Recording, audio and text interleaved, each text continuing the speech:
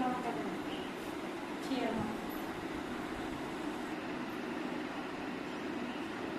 మూడు చీరలో ఏ చీర బాగున్నది బాగా కామెంట్ అయితే పెట్టండి.